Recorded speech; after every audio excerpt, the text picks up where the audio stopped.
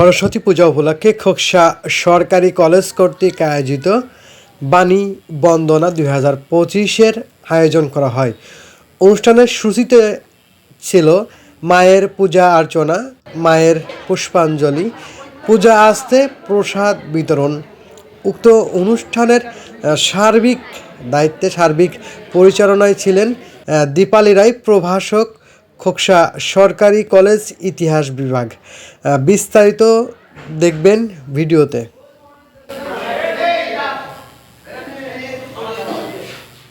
সরস্বতী পূজা একটাই চাওয়া, আমাদের মা যেন আমাদের বিদ্যা বুদ্ধি দান করেন এবং পৃথিবীর সকল অমঙ্গল দূর করেন।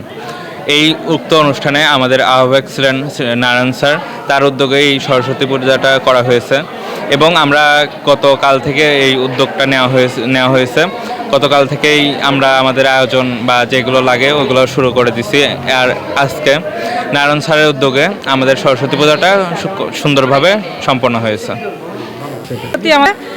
আমাদের বিষয় হচ্ছে যে ছাত্রছাত্রীরা যাতে ঠিকঠাক মতো পড়াশোনা করতে পারে, তাদের জ্ঞান, বিবেক, বুদ্ধি, মান সম্মান নিয়ে তারা যেন পড়াশোনা করতে পারে, সেটাই আমাদের চাওয়া ছিল মায়ের কাছে।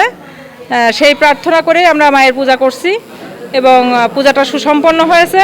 আমাদের প্রসাদের বিশেষ কিছু আয়োজন ছিল, লুচি, খিচুড়ি, সবজি, মিষ্টি, দই, সবাই মোটামুটি সুন্দরভাবে পরিবেশন করা হয়েছে। সেগুলো প্রসাদ গ্রহণ হয়েছে পূজা অন্তে। মোটামুটি পূজাটা ভালো শেষ করছি আর কি।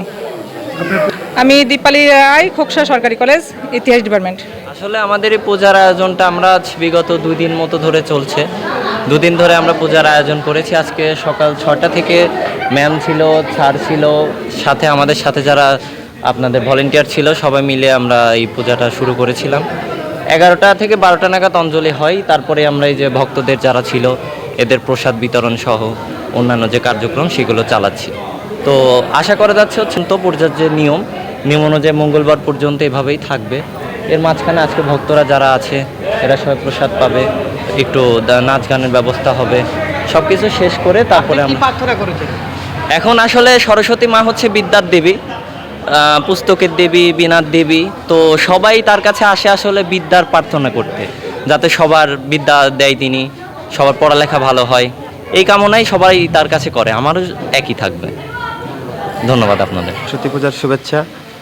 আমাদের খোকসা সরকারি কলেজে প্রতি বছরের মতো এবারও সরস্বতী পূজার আয়োজন করা হয়েছে।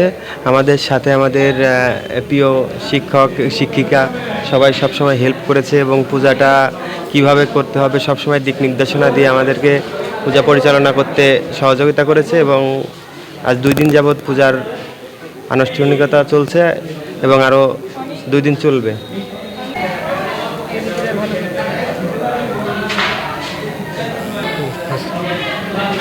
আমাদের দ্বিতীয়বার। আর হ্যাঁ, এখানে অনেক খাওয়া দাওয়া করেছে, মজা হচ্ছে। কালকে থেকে আমরা এই কাজগুলো করতেছি। হ্যাঁ, ভালো। কয়টা থেকে পূজা শুরু হয়েছে? আমরা রাত 7টা পর্যন্ত আলপনা দিয়েছি। আমাদের পরীক্ষা চলতেছে। তারপরে এই যে দেখতে পারেন আমাদের ঠাকুর অনেক সুন্দর করে সাজাইছে। সব দাদারা ছিল, সিনিয়র আপুরা সবাই।